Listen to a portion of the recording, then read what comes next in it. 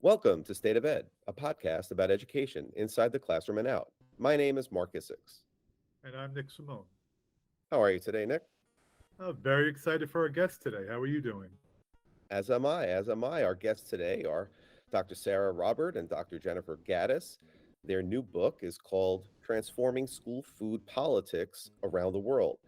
Dr. Gaddis, an associate professor in civil society and community studies at the University of Wisconsin-Madison, is an advisory board member of the National Farm to School Network.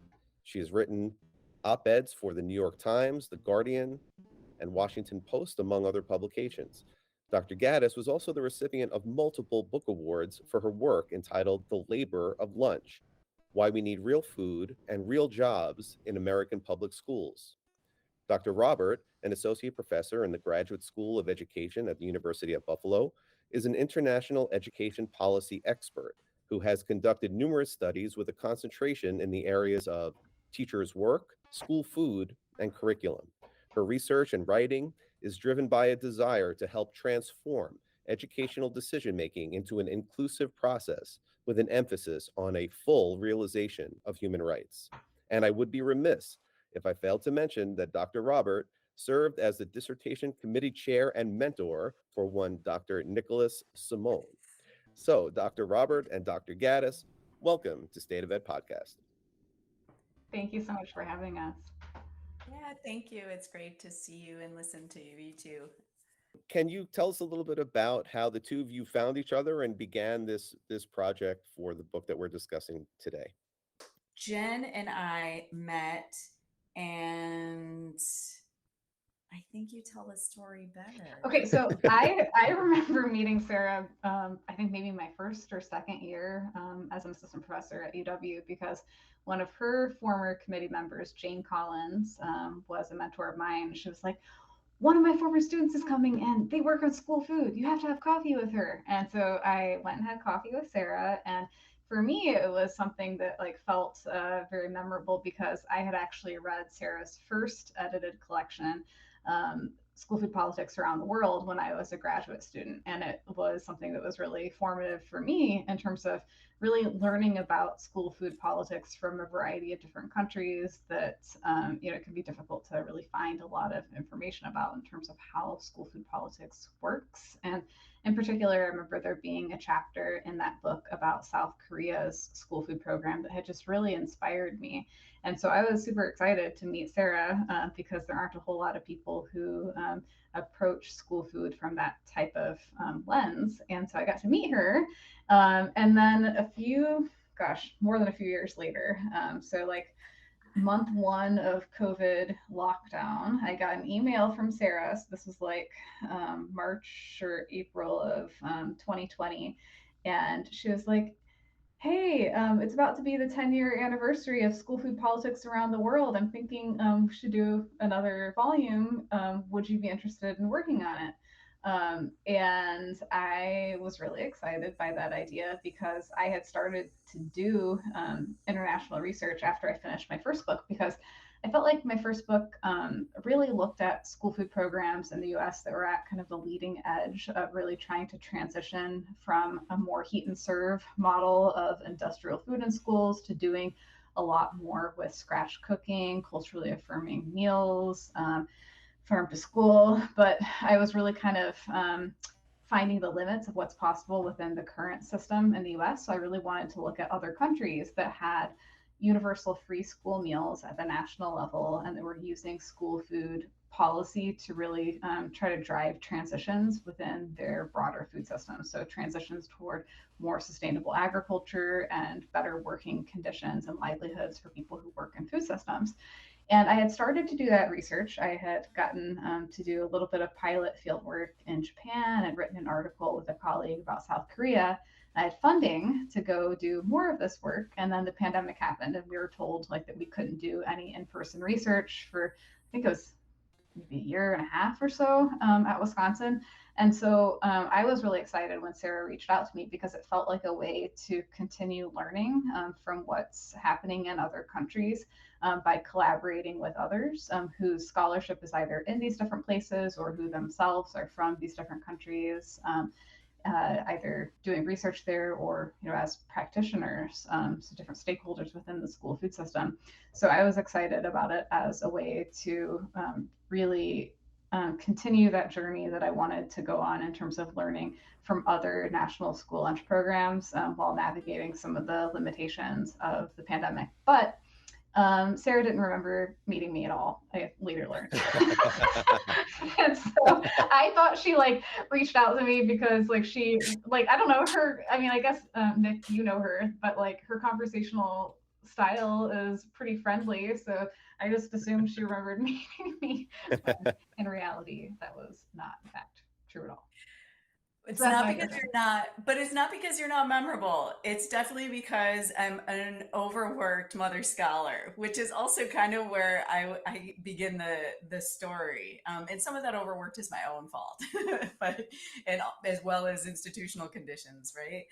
But when I think of the beginning of the story, I wish I could say, well, I had culled and calculated how my research trajectory was going to move forward into the future, and I'd hop on a pony and ride the end of the way into the sunset.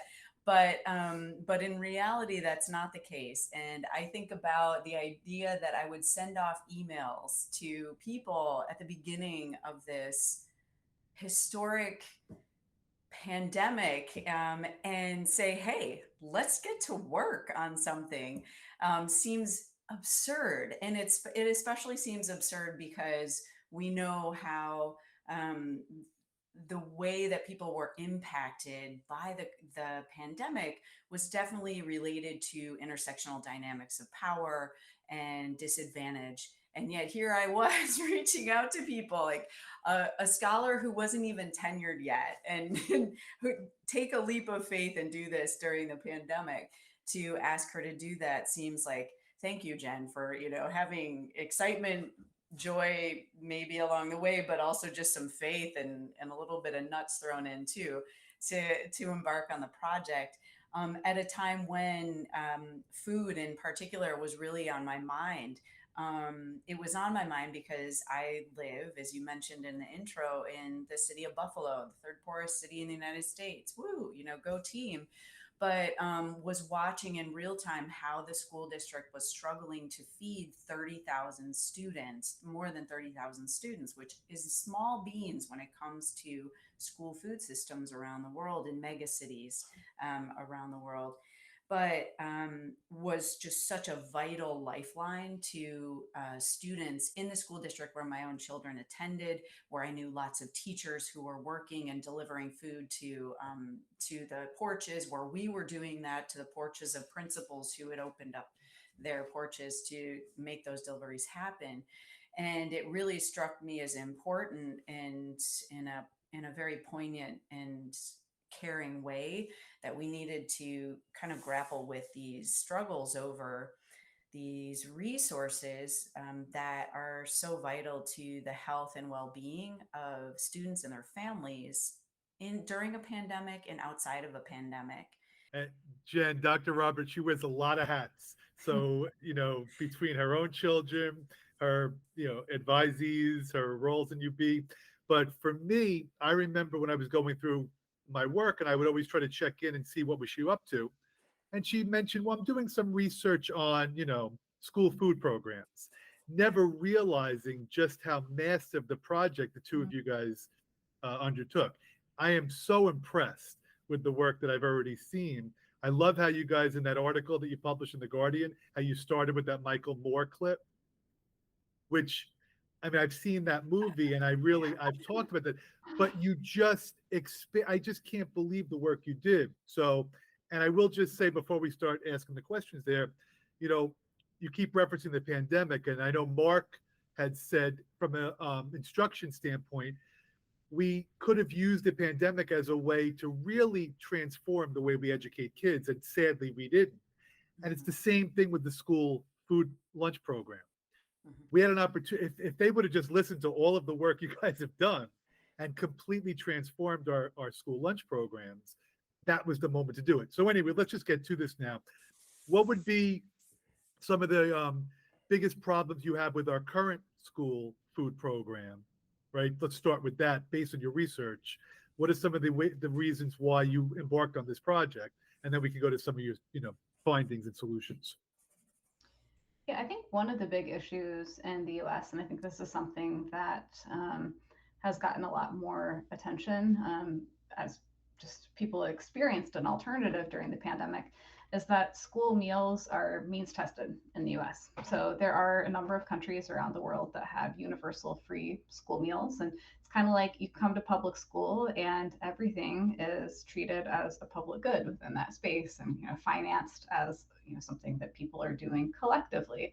And in the US, we kind of single out food, and food is the one thing that people are paying for at the point of service in schools differently based on whether or not they're from a household that is considered low income or not. And so food, I think, in the US is really like treated in a way that's a little bit more, I think, associated with welfare programming and also with like this like consumption within the US of like, oh well, it's a consumer good. We'll take it or we'll leave it, or we'll move to a private alternative if we don't like what the public version is, instead of really, I think, fighting for the public version being really fantastic for everyone. And I think that that's really counter to some of the countries that we see around the world that have the best school food programs, where school food is really thought of more broadly within the context of food as a human right and as a really critical ingredient for children's success, both academically and just as humans, within the countries that they live in. So I think that there has been a growing trend in the US. So we've seen a number of state level campaigns. There are actually 8 states that have permanent free school meal for all programs now at the state level. And a lot of that was really kind of supercharged in terms of activism that was already happening by the conditions of the pandemic, when the US Department of Agriculture really realized that this, I think, very complex system of means testing and distributing food kind of differently to children from different economic backgrounds was just too complicated for handling during the pandemic. And so they issued waivers that allowed schools to serve meals free of charge to all students, to really simplify the process and make things also easier for the providers. And it was something that was really popular across the country, but was ended at the federal level, I think in July of 2022. And so we tell the story, really through our contributors of this volume, of 2 states, both California and Vermont, that have really had a lot of success, not only in building on some of that momentum from the pandemic to pass free school meals for all legislation, but also to say it's not just about having free food for everyone. It's also about making these investments in quality. So doing more fresh preparation, moving away from ultra processed foods, and also making sure that the many billions of dollars with a B of public funding that we're spending on school meals is going to support more local and resilient food systems. Because I think that was another thing that the pandemic really brought to light, not only in the US, but in a number of the countries that we include in this book, is that we really have to be building more localized supply chains and investing in smaller scale production. And so both California and Vermont kind of tell this story of how they linked not only this idea of providing free school meals to all students as this really vital learning resource, but also investment in children's health, but how they can kind of simultaneously use that funding for school meals to advance other kinds of public goals, like having, really functional agricultural environments in rural communities by directing those public funds into rural communities that are growing food that can be served in these schools. So both of those states have kind of invested financially beyond what the federal government has done to try to get more local food into schools. I think that I would add to that, like one of the bigger problems is a problem of common sense or ways of thinking and understanding school food, public school included, in the United States in particular, that I think we could learn from other countries that are included in the volume. And that is this idea that that all things public are bad or not of the best quality, that public itself is vilified. And this isn't my idea. It's really remembering and tapping into the wisdom of Gloria Ladson Billings, who in her AERA presidential address pointed this out in the aftermath of Katrina. That's the year after Katrina was the speech. And she said, you know, when she was growing up, and I'm not her age or generation, but I remember this as well. When I grew up, public was good. Public was seen as the gold standard. We sent our kids to public schools. We believed in public lunch programs. We believed in public services, vaccines, you name it. Those were the things that people had pride in, tapped into, and it brought people together. And it was just common sense. And somehow we've lost that along the way. Whereas in other countries that are represented in our book, in countries that have some of the biggest programs in the world, that's not the case. It is the gold standard, public schools and public schools food. Just this past Sunday, I had a Brazilian high school exchange student at my dinner table. And I remembered that she had made a comment about the school lunch she was eating while she'd been here this whole year to her lunch table. And I asked her about it, and her very specific, like her question to me was in response when I said, "What do you think of the U.S. school food that you had, or at least the school food you were served at the school you were placed?" And she said, "I just don't understand why anyone would do that to kids." And she said, how do they decide to do this to kids? And then she said, "Oh, you know, we know our lunch ladies. Oh, we know that they're making this food fresh." I said, "Give me an example of a plate of food." And she described what would be a typical meal for her at her high school, her public high school. And it was an important conversation for my own children to hear, so that they can think of what are the possibilities. So I think at this point, to kind of undo that vilification of public, and the fact that we have a generation, maybe two, who have only known the fast food kind of quick serve food model that we have in our school systems. To see that there's other possibilities. We need to reintroduce those, that quality food, and it can't just be adequate, but it should be exceptional. So They deserve that. I'm glad you said that, because it's not just providing free food for kids. It's, you know, the work you guys have done is providing high quality food, and you're also talking about the experience. And let me just be negative for 1 second. Too often, no, because Mark knows this. Too often, what schools want to do is they want to say they've done something, so they could either put it on a resume or off a checklist. So they're probably proud that they provided. Yeah. So they're probably proud that during the pandemic, they can say, "Look, we gave everybody free lunch," but they didn't change the experience. They didn't change the quality of the food. It was still, you know, so is it better that it was free for some kids? I guess so. But we still had, you know, the food itself was not good quality. And it's just like, you know, educationally, we so often will bring in a speaker to say that we brought somebody in, but we didn't do anything with it. Or we bought, you know, in Mark's first book, he talks about how we bought computers for every classroom. Well, what good is one computer for 30 kids and a teacher? But we can say, "Look what we did." So what I love about your work is you're not just saying that we should pay for the food for everybody. You're saying, let's think about how we actually get the food. Let's involve students in the process. Let's make it eco-friendly. Let's even expand it by making the eating experience for students a learning experience. Your work is tremendous. So if you maybe want to talk a little bit about some of the countries that you think are doing the best job um, getting the high quality food to students, and how you think we might be able to learn from that.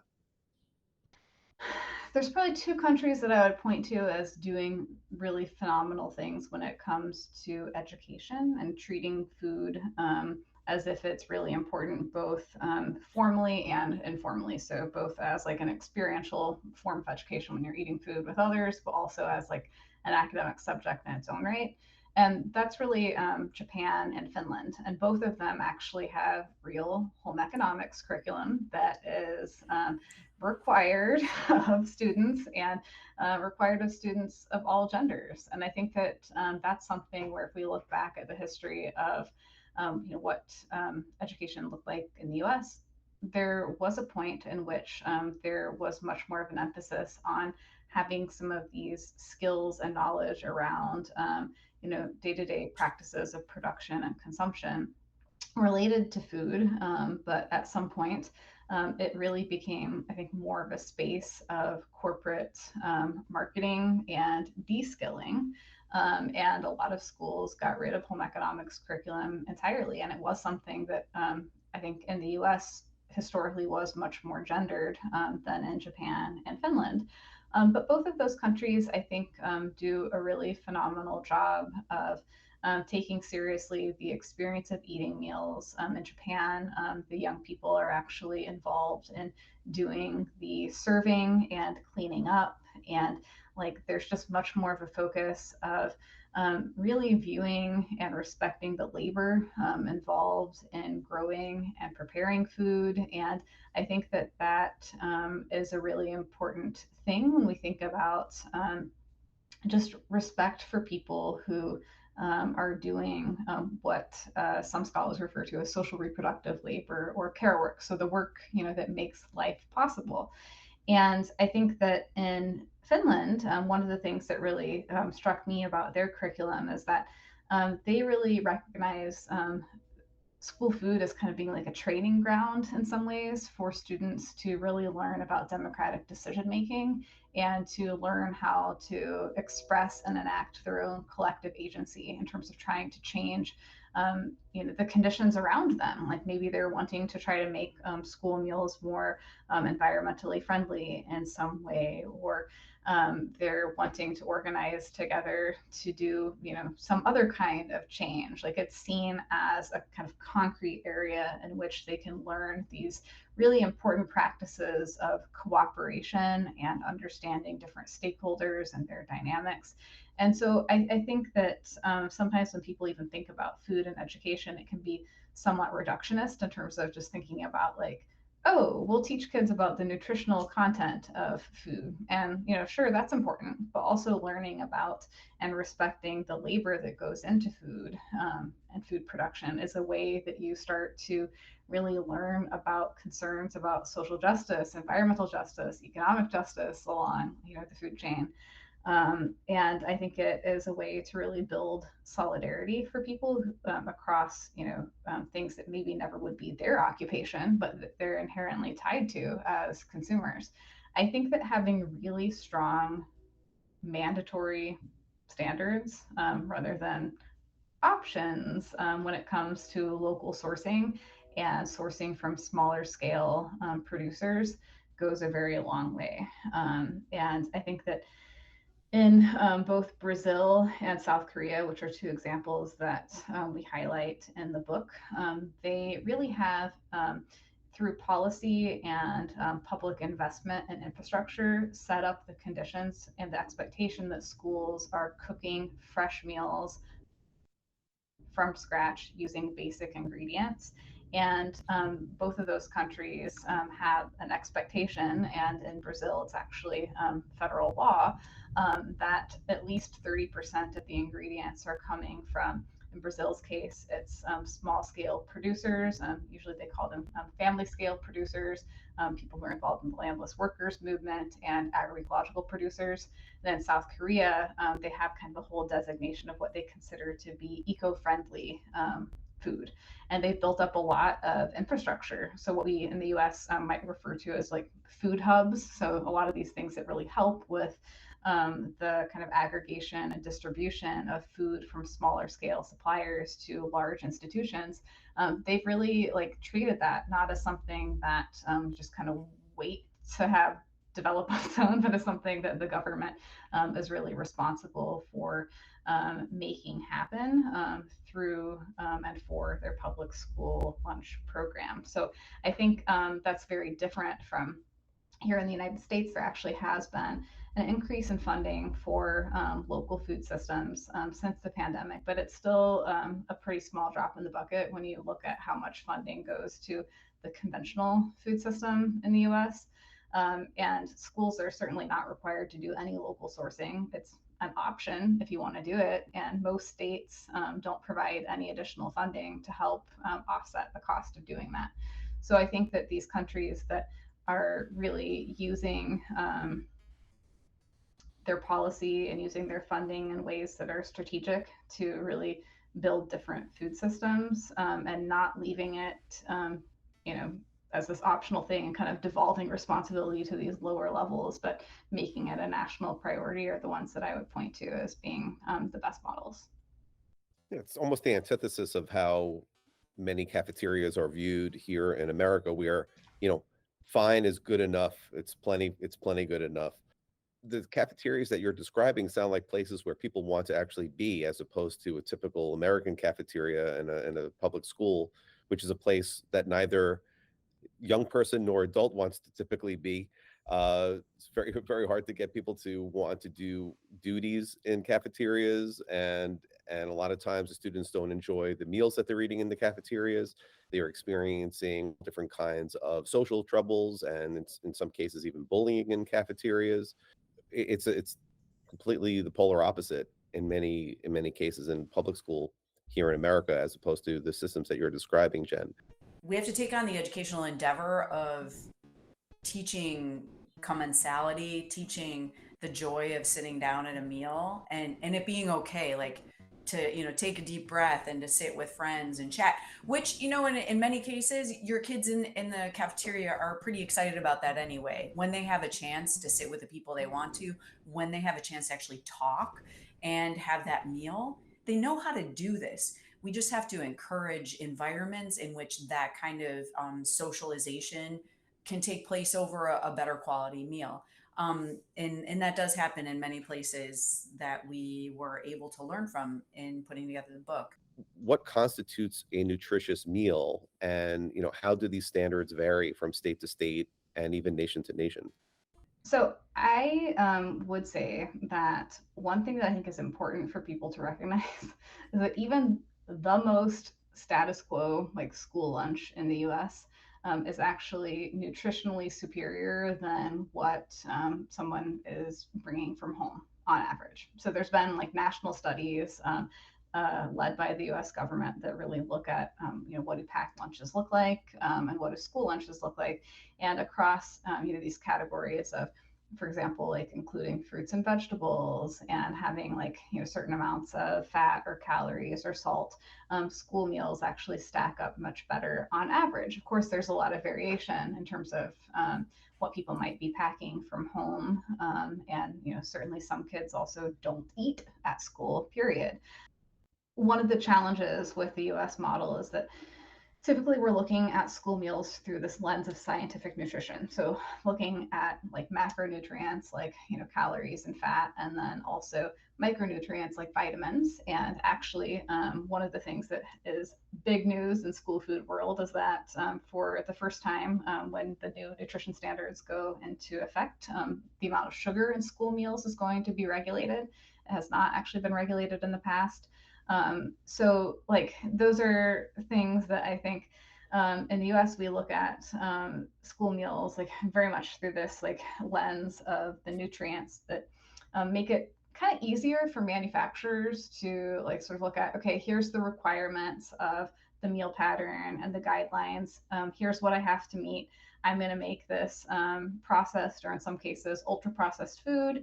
I'm going to market it to schools. I'm going to guarantee that it fits the federal requirements, and it's going to be a lot easier for schools to serve because we've made sure that, you know, all of this complexity is something that we've taken into account in terms of meeting all the federal requirements for the given week. And we also are doing the cooking. All you have to do is reheat it, so you need less labor.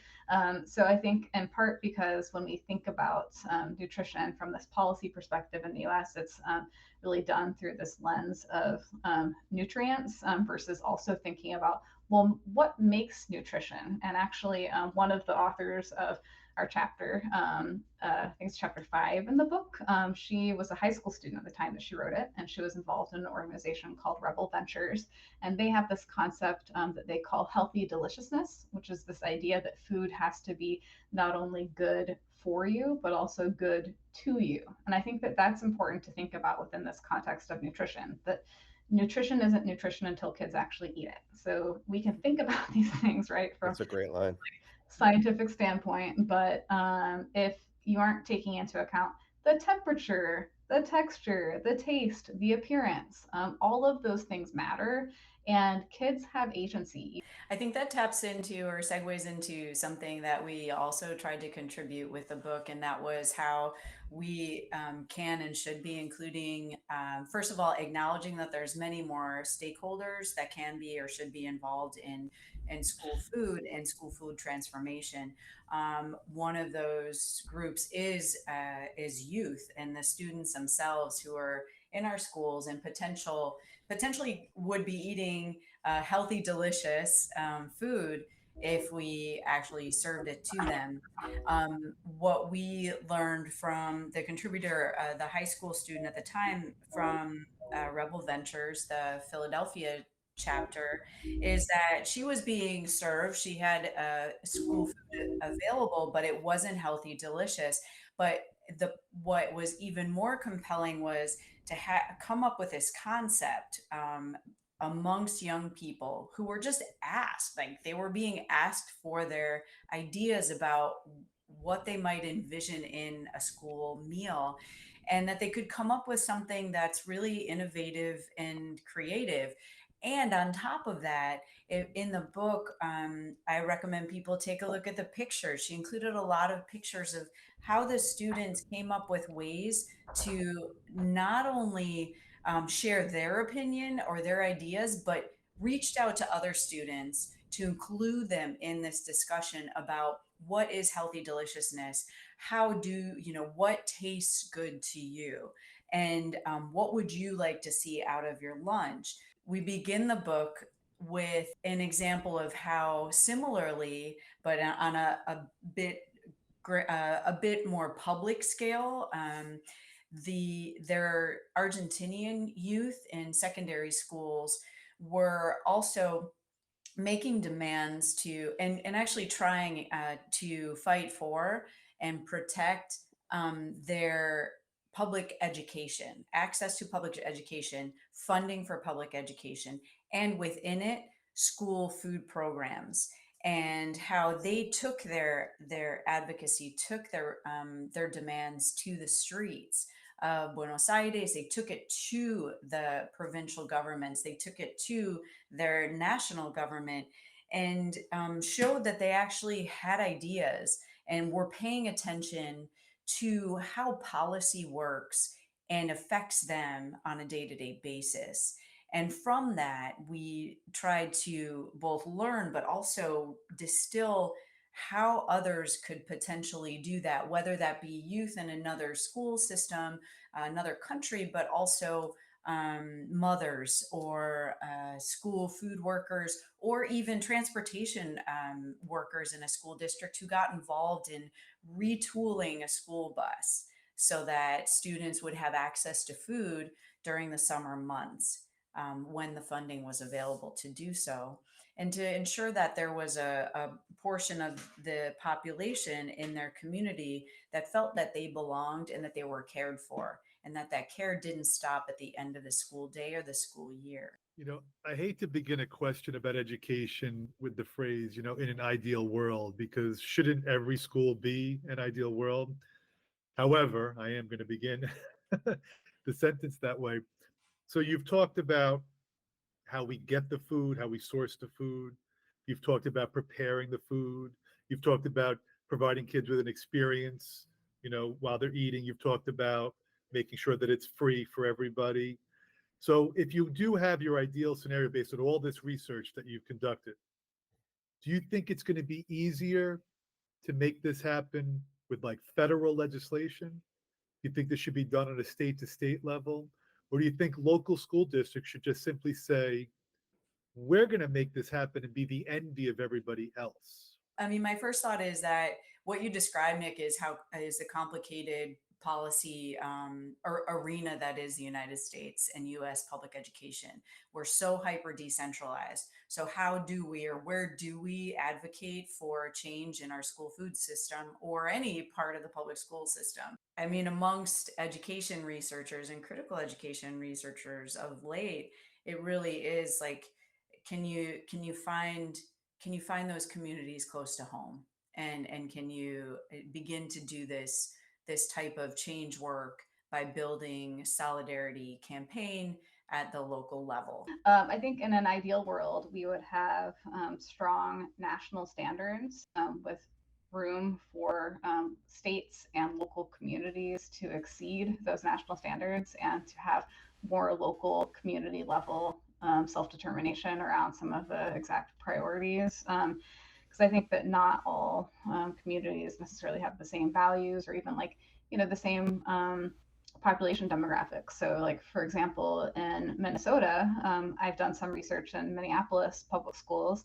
They have a lot of Hmong and Somali farmers who are small scale producers there. And so I know in Minneapolis public schools, doing some work within their contracting to try to preferentially engage these producers in school food supply chains matters to them, because those are historically disadvantaged producers in their area.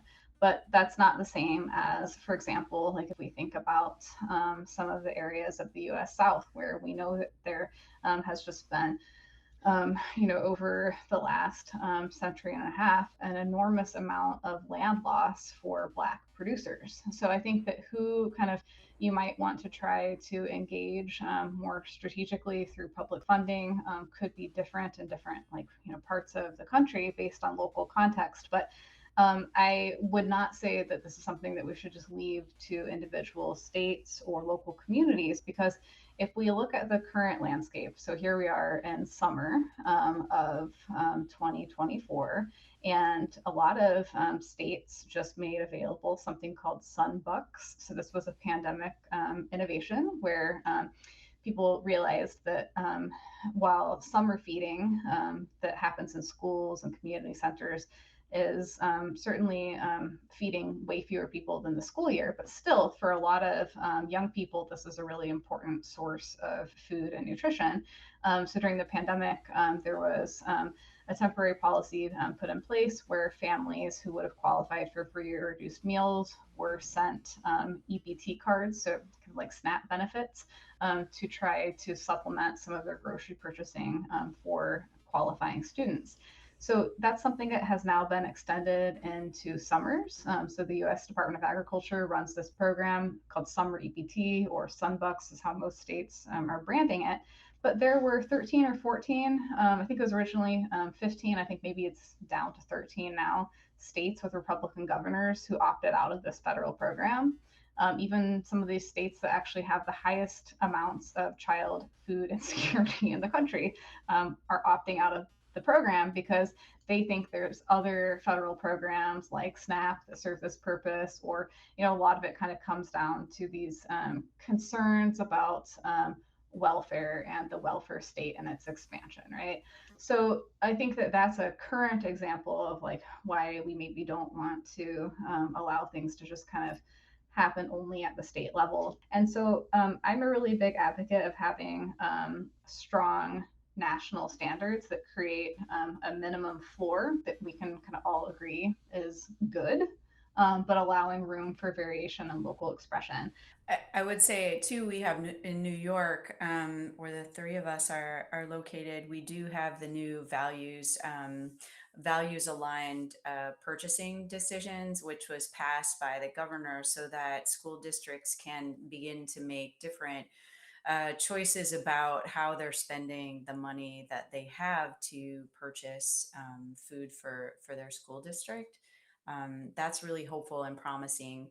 And it got pretty decent press. I think another challenge is if you're not a mom who's paying attention or has the time to learn about how policy in your kid's school district works, there these ideas about how we can change the school food system are were really were circulating in the media, in popular media, both TV and radio and print media, in ways that might introduce what alternatives, what options are available for more people to get involved and demand a change to school food, whether it be purchasing or how the food is prepared for their district. That's a hot topic here in this city. So let me ask this question, perhaps just to bring this all back around and conclude our conversation. For those educators who are not compelled by the policy argument, they're not compelled by the equity argument, they're not compelled by the heated food versus scratch scratch cooking. Can you explain what the research is suggesting in terms of how the role of nutrition impacts academics and achievement and student behavior in schools? I've been doing some work over the last year with the NEA, so National Education Association, on really trying to communicate to teachers in particular and other school officials how their workplace conditions are impacted by school meals. So, for example, you can think about how a lot of schools are facing issues with teacher burnout and teacher recruitment and retention.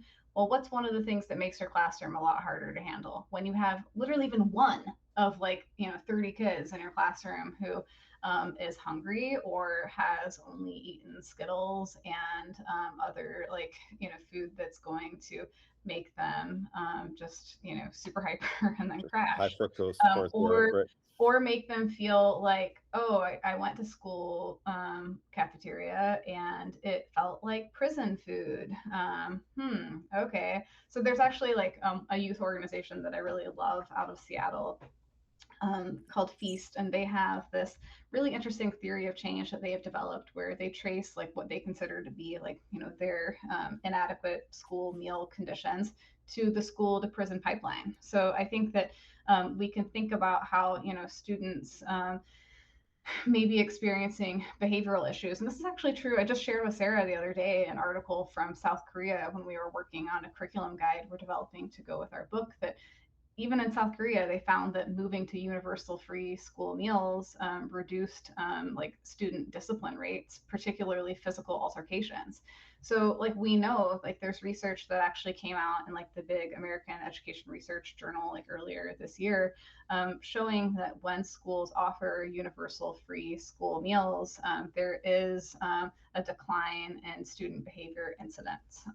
And for schools that really care about student discipline, especially maybe discipline rates being disproportionately high for lower income students or students of color, we have to think about food and nutrition. So whether they're hungry, whether they're being nourished both physically and also emotionally through that experience, like how they're actually feeling in relation to the school environment as something that may cause them not only to be disruptive in class, but also to be, facing these other kinds of consequences that really are setting them and their school community not on a good path. So I think there's plenty of studies now that look at how scratch cooking and other kinds of quality improvements are associated with improvements in academic achievement and things like tardiness and truancy and other kinds of stuff like that. We see these positive gains when schools move to not only providing free access for all students for school meals, but also improving the quality and the experience. So I do think a lot of the research base is there. And if we can start to think a little bit more holistically about, well, what are some of the challenging dynamics and conditions and things that are actually costing school districts money and making things more difficult for the people who work there, and think about how that relates to the food itself. That's kind of one area that I would go to for people who aren't necessarily moved by the other arguments, is saying actually you have like a fair amount of self and financial interest in this, whether you realize it or not.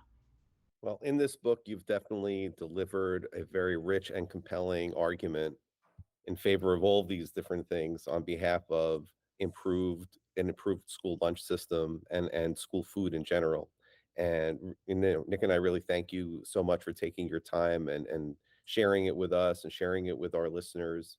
The name of the book is Transforming School Food Politics Around the World.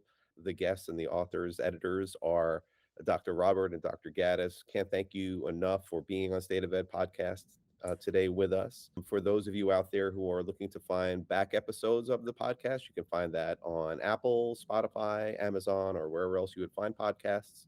You could also find us on the web at stateofedpodcast.com, where we'll also have links to the book and other resources from Dr. Robert and Dr. Gaddis. Don't forget to pick up a copy of their book. And while you're at it, you can grab a copy of Forward Fast, Making Sense of Education in an Era of Rapid Change. I also have a new book called Captivate, which is coming out very soon. And I'll be dropping the cover on Twitter in just a few days from now. I'm very excited about that. You can follow me on Twitter at Marcusix or marcusix.com. Dr. Robert, you wanted to add something. I did. I wanted to let folks know that the book went direct to open access, so it's free if they want to download a copy of it from the publisher. Yeah, that's what I just wanted to insert. Oh, wonderful. So we can include a link to that in the show notes as well. And I also will say that take a look at that cover. And the reason is that all of those are based on images of real meals that students around the world are eating. See if you can identify see if anything looks good to you, and start thinking about transforming your school food. And I'll also say, because I think this is really fun about our cover, that we originally had a Getty like stock image that both Sarah and I thought was very weird. Like I think it was maybe from New Zealand, and like too many bananas. Yeah, so the pictures that it showed, Sarah thought it had way too many bananas on the plates, and I remember one of them being like 2 hamburgers and a sushi roll. Like, what is this? And Sarah's really wonderful daughter, Julia, who just graduated with her degree in architecture, she had learned more about our work and was like, I can help you. I can switch out like what the plates look like. And so we actually sent her pictures of real school meals, like Sarah said, from our contributors. And she actually redid the cover. And I remember our editor at MIT Press being like, usually if one of my authors said that they were going to have their kid redo a book cover, it's a total non-starter, but Julia has chops. So I really like it whenever I see our cover on anything, because Sarah's daughter designed it, which is pretty cool. Wonderful. You should both be so proud of this work. This is really remarkable. So congratulations. Thank you. And thank you for making time to talk with us today. I appreciate it. Thank you both.